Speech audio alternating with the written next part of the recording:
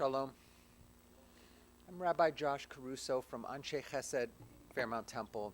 I'm honored to be here today to help shepherd Sanford's family through this period of mourning and to bring Sanford to a dignified burial.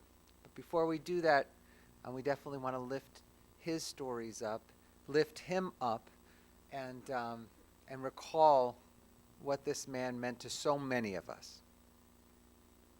In the words of Ecclesiastes, a season is set for everything, a time for every experience under heaven, a time for dancing, a time for wailing, a time for birthing, a time for dying, a time for speaking, a time for silence, a time for seeking, and a time for losing.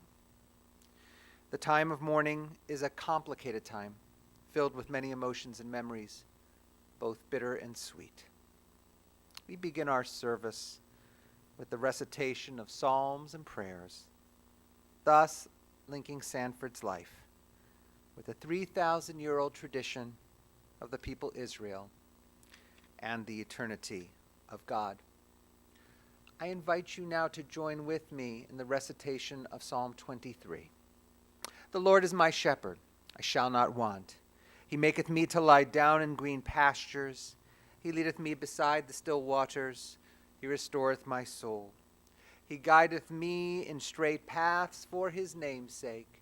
Yea, though I walk through the valley of the shadow of death, I will fear no evil, for thou art with me. Thy rod and thy staff, they comfort me. Thou preparest a table before me in the presence of mine enemies. Thou hast anointed my head with oil. My cup runneth over. Surely goodness and mercy shall follow me all the days of my life, and I shall dwell in the house of the Lord forever. As a father has compassion for his children, God has compassion for those who show reverence. God knows how we are fashioned. God remembers that we are dust. The days of mortals are like grass. We flourish as the flowers of the field. A wind passes over them and they are no more, and no one can recognize where they grew. But God's compassion is everlasting. God's kindness to children's children, to all the reverent ones, endures, age after age, unchanging.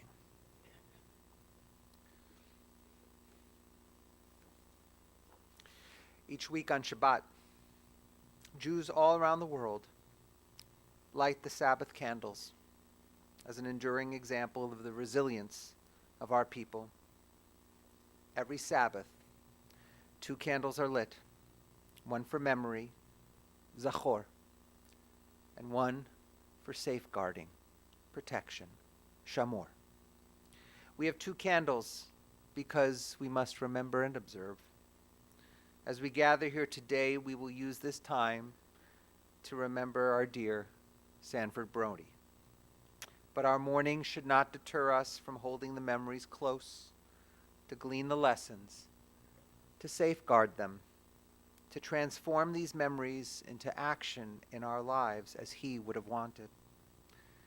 This is how we want to remember Sanford, to safeguard his memory. It is a blessing in our lives. I know family members would like to share some reflections, memories of their dear one. We're going to invite Sanford's son Scott to speak first, and then Nina, his granddaughter, and finally Matthew, one of his grandchildren, one of his grandsons. Scott.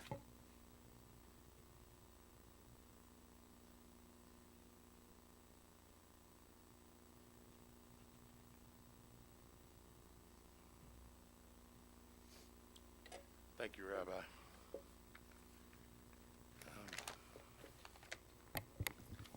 I normally wouldn't wear a hat at a funeral, but this is a Cleveland Browns hat, and it's in honor of my pop because I know this is what he would want me to wear. On behalf of my family, I would like to thank everybody for being here to celebrate my pop's life. Here's one of his favorite and my favorite stories. He told this story when he was at Menorah Park many times to the nurses and the aides and stuff, and he would tell them how much he always wanted a son. And then after he had 2 daughters, and my mother was pregnant, and the doctor came out of the delivery room, and he said, "Sanford, I know you wanted a son, but how would you feel if I told you that you have a 3rd daughter?" My dad responded, "As long as she is healthy, it's okay." Then my dad would imitate the doctor with his hand, raising his hand like that and saying, "Sanford, you are such a good sport. Here's your son." And he told this story to the nurses, the staff, and he just loved to tell the story. He enjoyed eating and sitting at the table with everybody, the family, guests, etc. But he was famous for what we called the Sanford Wave. And that's when kind of like everybody was just about done eating, but there was still food on the table somewhere, or you didn't finish everything you ate. He'd go, "Hey, man, send it over to me, I'll finish it." And he wasn't, really overweight. He just liked to eat. The Browns. He was one of the longest standing season ticket holders. He had been honored on the field at halftime and many other things that they honored him for. Personally, I've been going to games since I was a very, very young boy, maybe about 5, 6 years old. We used to sit in row Z, the top row in the upper deck, and there was no such thing as it being too cold. We went to the games. The concessionaires didn't come up that high, but my mom always gave us salami sandwiches and hot chocolate, and that's what we did at the game. And if you had to go to the bathroom, oh my God, you'd probably miss a quarter of the game going downstairs. As time went on and things got better, he upgraded to 50-yard line, 2nd row, upper deck. And if it was a bad game, every time there was a bad play and the Browns screwed up, you were sitting next to him, you would get the elbow to the side. And if it was a real bad game, you'd come home black and blue. And then there was a time, this is a long time ago, when we would take Crown Royal with us to the game in a little flask. And he would say, "Okay, Scott, when the Browns score a touchdown, we'll take a drink." Well, back in that day, there weren't a whole lot of touchdowns. So he would say, "Okay, we'll take a drink when there's a field goal." "Okay, Pop." Then no field goals. Then, "Okay, we'll take one when there is a first down." "All right, Dad." And when there was no first down, he would say, "Okay, the next completed pass, we'll take a drink." One way or another, me and my pop were going to take a drink, and he saw to it. For a little man, and that was one of his nicknames, Little Man, he wasn't afraid of anything or anybody. I remember being at Browns games and somebody standing up or trying to stand up in front of us, and no matter how big they were, he would grab them by the belt or the shoulder and push them back down in their seat. He wasn't letting anybody block their view of or our view of the game. And he taught us that weather was no issue. One night when my wife first moved to Cleveland in February of '93, the 6 o'clock news was on, and they were saying, "Don't go out, the roads are terrible," etc. And she kept saying, "Aren't you worried about your parents?" And I said, "No, they're probably not home." And she said, "What do you mean? Look at what they're saying." I said, "We don't pay attention to that." So she drove me crazy. Finally, I pick up the phone, I call the house, guess what? No answer. So I call his cell phone, and he answers, and I say, "Hi, Pop, where are you? And how are the roads?" He replied that his friend was out of town, so they went and picked up his friend's wife, took her to dinner, and they just dropped her off and were on their way home. I said, "How are the roads, Pop?" He replied, "They're fine." It was then that my wife coined the phrase, I guess in Cleveland it's not weather, it's a way of life. I worked for my father from a very young age until after college. Some customers of his used to refer to us as Sanford and Son, and some even called me Lamont. My father was a great teacher. He was great at teaching me what to do and what not to do. I attribute my success in business over the years to my father's training. And my pop was truly one of the nicest guys people would meet, both professionally and personally. Everywhere we went, restaurants, businesses, and even back in the days of the full-service gas stations, when they still performed repairs, they all loved taking care of my pop and his family. And he was a great friend to many, a genuinely good man who would go out of his way to help you and give you the shirt off his back if you needed it. And as I was writing this, Rana asked me to share her feelings and how she felt, as her parents live in Florida and she felt like my parents adopted her. One of her fondest memories was when my mom and dad would come to watch her play tennis. She loved having them watch her, and she felt as though her parents were watching her. And then my dad loved it and wanted to know when and where the next match was. So as my pop has moved on to a better place, the memories of growing up as Sanford's son will always make me smile, and I cherish these memories and know that he will always be with me. Thank you.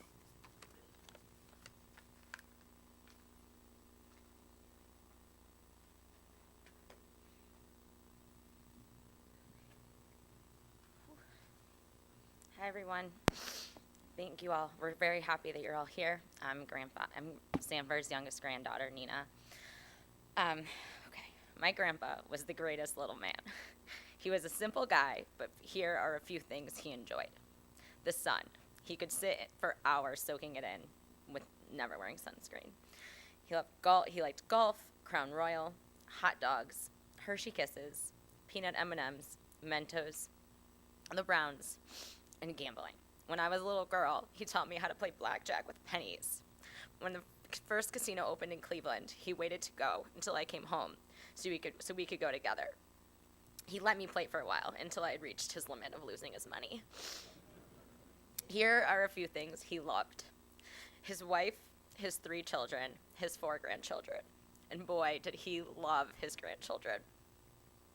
He never missed an event and even went above and beyond to help me and my friends when we'd get lost before there was GPS to help us out. I'd say, call my grandpa, and he would give you directions and make sure you got there safely by requesting that you called him back when you arrived. He was and will continue to be a huge part of my life. I want to make him proud. To do that, I'm going to cheer the Browns on faithfully, complain less, and never say I'm tired. In his mind, kids do not get tired. I'll try to drink some Crown Royal and eat plenty of hot dogs. When I have grandkids one day, I'll make sure their gas tanks are always full. They always have a $20 bill in their wallet. Most importantly, for him, I want to be a kind, loving, and supportive daughter, sister, and friend. Grandpa, I will always be your little one. I love you.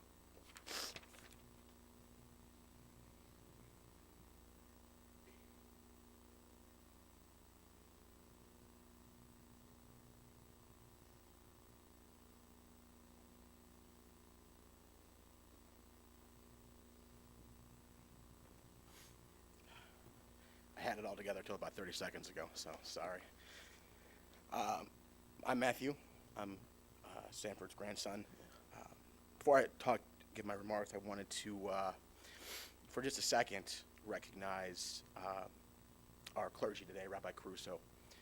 Rabbi Caruso also happens to be the rabbi who will be marrying us in 2-ish months.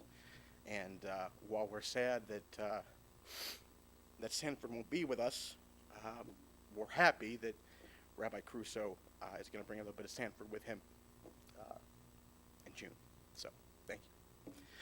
As has been happening probably to you, your mind's been flooded with the great memories of my grandfather, the good times you had, what he meant to you as a husband, father, grandfather, loyal friend, and even more loyal Cleveland Browns supporter.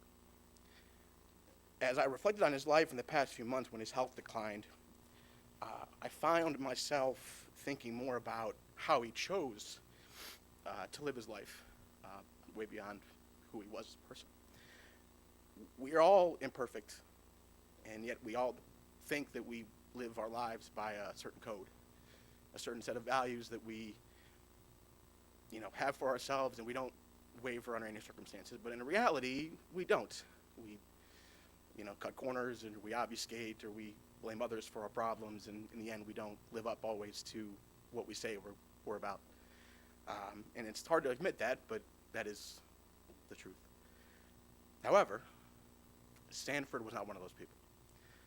He was someone who stood steadfastly by his ethics, and because so, he led a life of happiness, peace, and love. And I want to submit to you that he did so by adhering to 3 general values. The first one was hard work. Grandpa was a worker. He worked his whole life until he couldn't work anymore. He understood a fundamental concept about work that took me a long time to understand, which is that the connection between work and success is not direct. That most people believe that if you work hard, you'll be successful, and that's just not the case. The connection is, if you don't work hard, you can't be successful. That's a big difference. He understood that you work hard because that is what is required of you to be a functioning person, and you won't always reach success. You'll have your ups and downs, but you always have to keep working. And for Grandpa, whether it was working as a young boy, riding the streetcar, delivering jewelry or watches, to working on his own business, in his father's business, or for others, he gave 100% every day, no matter the task. He understood that the dignity of a hard day's work was more rewarding, if not more rewarding, than the end result. Even in his retirement, he would volunteer at Menorah Park Nursing Home, moving people from place to place. And when he finally became a resident of that nursing home, I sat with him and said, Grandpa, finally you're here. You don't have to push anybody around. And he stood up on his chair and said, hey, we don't say push, we say transport. When you're right, you're right.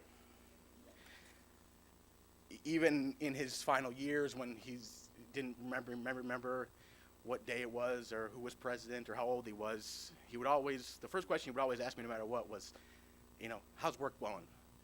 Actually, that's the second question he would ask. The first question he would ask is, how's Melissa, and when are we going to see her again? When Melissa came into our lives, we all went down a rung or two in the hierarchy, but that's okay with us. But the second question he would ask is, how's work going? You're working hard, staying busy, making a little money? I said, yeah, working hard. The second value was family. Sanford loved his family more than anything else in the world. He took great pride in taking care of them. Taking care of your family wasn't an obligation to him. It was a sense of pride. It was something that he cherished and wanted to hold on to. Whether it was opening his ears for a sounding board, opening his wallet, or in some cases opening his home to his adult children who needed a place to stay in times of transition or moving. My grandmother would remind you that one of his children stayed with him during a major kitchen remodel, which, didn't go as planned, but major appliances be damned, he would always be there for his children. The third value was kindness. Grandpa was simply a kind and gentle person. He never said anything bad about anybody, with a couple exceptions. One was our Modell. He had a couple of choice words for our Modell. The second one was any Browns receiver that dropped the ball in a game. He wasn't having that. He would say, if it hits you in the hands, you got to catch it. That's what he'd say. The third one is former Cleveland Indians pitcher Eric Plunk, and to this day I can't figure out why he didn't like Eric Plunk. Poor Eric. He wasn't the best pitcher. He didn't have the best ERA, but Grandpa would go nuts every time he hit the field. I don't know if he cut him off in traffic or what Eric did to my grandfather, but he wasn't a fan. So sorry, Eric. He lived his life by the simple idea that if you treated people with respect and dignity and a smile, he would give it all back to you. He never was plagued by any negative thoughts about people, who you were, where you were from, what you looked like. When he owned his own business, he would regularly hire African-American workers when, in those times, it was extremely rare for someone in his position to do that. And they loved working for him because he treated them with dignity, respect, and fairness, and his business thrived in those times because of that. I want to share a final memory with you about my grandfather that sums up the values that he shared. It was a long time ago, and he wouldn't remember it if he was here, but for some reason it's like stuck in my brain, like a fossil. It's ingrained in there. We were going to a Browns preseason game, and I didn't get to go to the regular season games. I was too young. I was maybe 8 or 9 years old. We don't like preseason games. They're a waste of time and money, in our opinion. But he took me because he was being nice, and we parked. We always used to park on the corner of West 3rd and Detroit Avenue, by the Renaissance Hotel. And we got up to the gate for the parking lot, and it said like $20, 25 something dollars, something ridiculous like that. And he kind of sighed. I guess the price had gone up or something. And he pointed to the sign. And he said, Matthew, I want you to listen carefully. I want you to work hard, educate yourself, get a good job, so you can afford the little things like this. You know, as I said in the beginning, we're all imperfect, but yet every once in a while someone comes along, like Grandpa, that, you know, teaches us what it truly means to be a good person and give us an example to set. And, you know, while we're sad, we got to give him back. We're happy that he was shared with us and our family. And we know that not only will his memory live in us, but the values that he shared with us will live on in us forever. Thank you. Amen.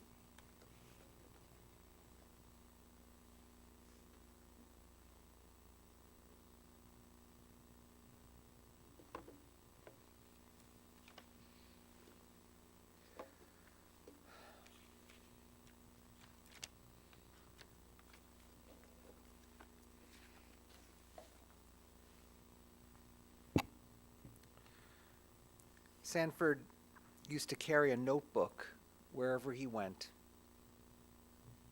And he kept notes in it to remind himself of things he needed and wanted to talk about with people in his life. This was certainly something that Beth and Mindy pointed out, that he would stop by their workplaces, have a chance to sit with them, to go over his list, and when he had talked to them about one of the items on the list, he'd cross it out. And this was certainly illustrative of his personality: methodical, assertive, thoughtful, reliable, and so much more. That book was a gateway into his world, into his life. Certainly kept him organized, kept him on task, helped him remember the important things. And as he went through that day, he would be reminded of it. So today, perhaps we take out our own proverbial notepads, and on them we can remember and mark all the ways in which Sanford touched our lives. So in this notepad that we have, we could mark Sanford was a great guy. He was amazing, a great guy. And even when he was living, and ever since he died a few days ago, he was known as that great guy. People were naturally drawn to his magnetic personality, his charm, his ability to be a little man with a big stick. He ingratiated himself to just about everybody, including the server at Bob Evans, Nicole. He made friends wherever he went, and he mined those relationships as resources for the future. Like when someone was in need of anything, he would frequently say, I have a guy for that. And he was a resource to everyone. He loved being that guy. Nina remembers how she would always call on him when she got lost driving, and her friends followed suit. At times they would call her and ask Nina how to get somewhere. She'd say, call my grandpa. Indeed, he was that guy for us. And in our notepad, We're going to look at the next thing on the list. It's going to say Sanford loved food. Yes, he had a special affinity for hot dogs, especially the hot dogs at Costco, which he would consume at a rapid pace. But his love for hot dogs wasn't just relegated to Costco. He ate them all the time at Myers, and in fact, the staff there knew well Sanford's special love for hot dogs. So they made a toast to him after he died in his honor by all eating hot dogs on that Saturday morning. He was also a fresser in general, a meat and potatoes kind of man. He loved sweets, ice cream, Mentos, Hershey's Kisses, peanut M&Ms, and would often enjoy them secondhand after a family member decided that a sweet candy wasn't to their liking. And yes, he would gesture, Scott, bring it over here. And it would soon be in his mouth. In our notepad, we can mark Sanford was a provider. He took his role as the caretaker of his family very seriously. Shirley related that he always watched out for me. He took care of me. And he loved her deeply from the first time they met, when Shirley noticed his cool car. And they soon married at Park Lane Villa. 69 years of marriage. And even though he was never a wealthy man, certainly in the early days of his life and his working career, he made his family feel like they were. They were wealthy with his constant generosity of heart and spirit. You see, Sanford never felt like money was his reason for living, but also resolved that whatever he had, he would share. Mindy, Beth, and Scott's wife, Rana, always knew that they could rely on him for whatever they needed. And that feeling extended to the grandkids. He would always deftly slip them cash for an emergency, $20, $10, $5, whatever it may be. But the money seemed to get used up by the grandkids very quickly. There were a lot of emergencies, apparently. So he would, of course, give them more. And in our notepad, we can mark that Sanford adored his grandchildren. His capacity to love grew exponentially with the birth of Joshua and Rachel, Matthew and Nina. And he shared that love with the people they found to be their life partners, Jennifer, Adam, Melissa. In fact, one of the items on his list that kept Sanford going was the upcoming wedding of Matthew and Melissa. And when they stand beneath the chuppah, the wedding canopy, Grandpa Sanford's spirit will surely be present in that sacred moment, Matthew, for sure. When they were kids, Sanford loved to go to any and all of their activities, those grandchildren. Like when he'd go to see Nina cheerleading and would shush Beth and say, "Quiet, a good cheer is coming." He always knew. He knew the sequence of activities. And in our notepad, of course, we have to mark that Sanford was a Cleveland Browns fan. We all know that there are many Browns fans in the world, Browns backers, and there are those of us sitting here who would consider ourselves Browns fans. But surely, as was mentioned before, Sanford took his love for the Browns to historic levels. He was such a regular goer to games that he was honored by the Browns for his longevity as a ticket holder, even getting interviewed and filmed on the field. He took the kids and grandkids regularly to games, and he loved that his girls, his daughters and granddaughters, would grow to be devoted sports fans like him. But in short, it was important to him that they knew the rules of the game before they were allowed to attend with him. Nina remembers her studying the game because she wanted the opportunity, the chance to be able to go to those games with him. And the tickets were up high, so high, at row Z, that Minnie remembers the harsh winds coming off of Lake Erie on her back.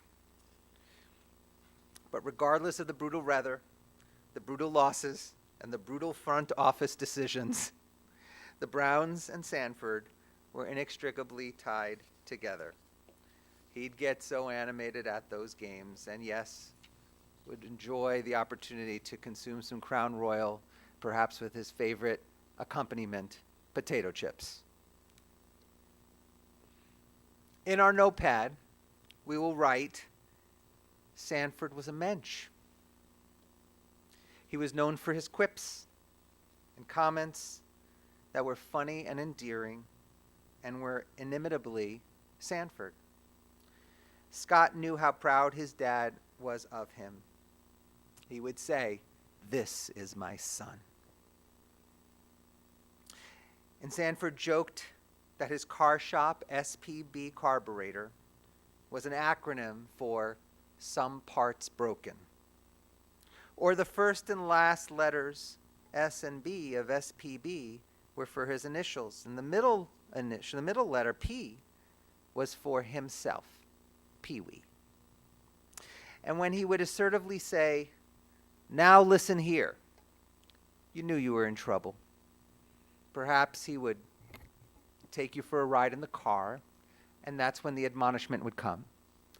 But very even-tempered, very cool, but assertive and strong, and you knew when you were in trouble.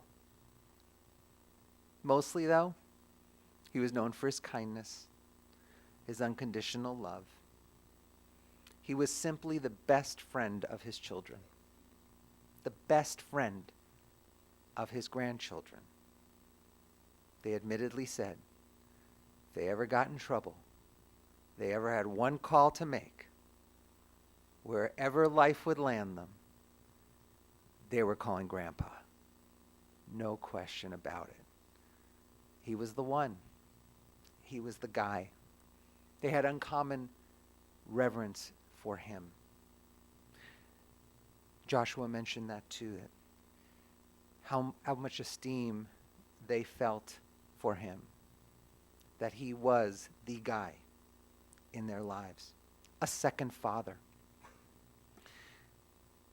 And if Sanford was certainly known to say, "I have a guy we can call," Sanford was your guy, our guy.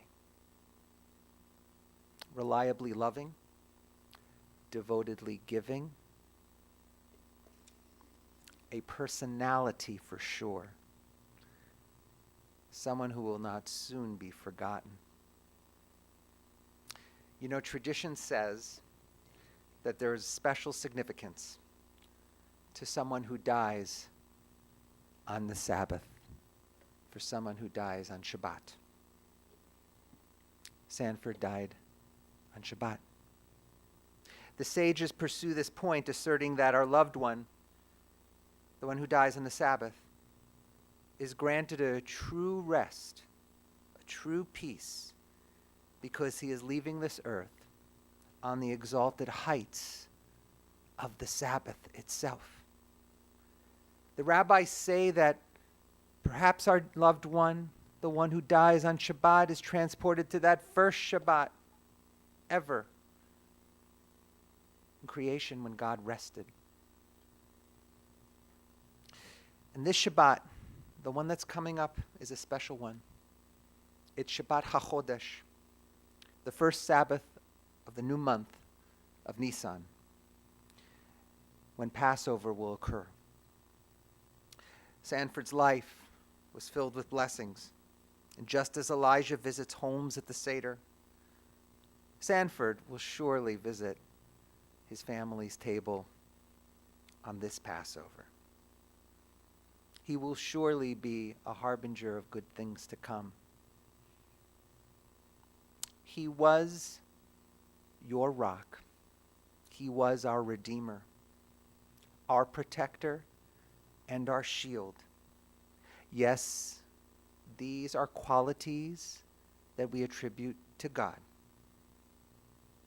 But Sanford lived his best life because he lived B'Tselem Elohim.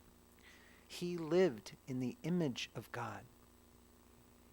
He did his job here on earth, trying to live his life as best he could, to serve God, to serve his people, to serve his family, to be a light unto all who came in contact with him. Shamor v'Sachor. We will remember. And we will safeguard Sanford's memory because we will live our lives with purpose. May his memory be an enduring blessing. And let us say, Amen. We pause for a few moments as we consider Sanford's life and how he touched each one of us.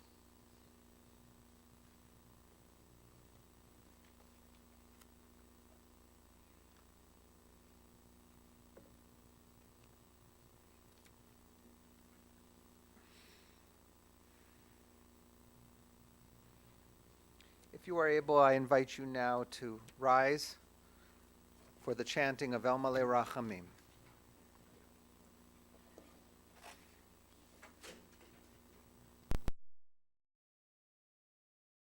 The memorial prayer.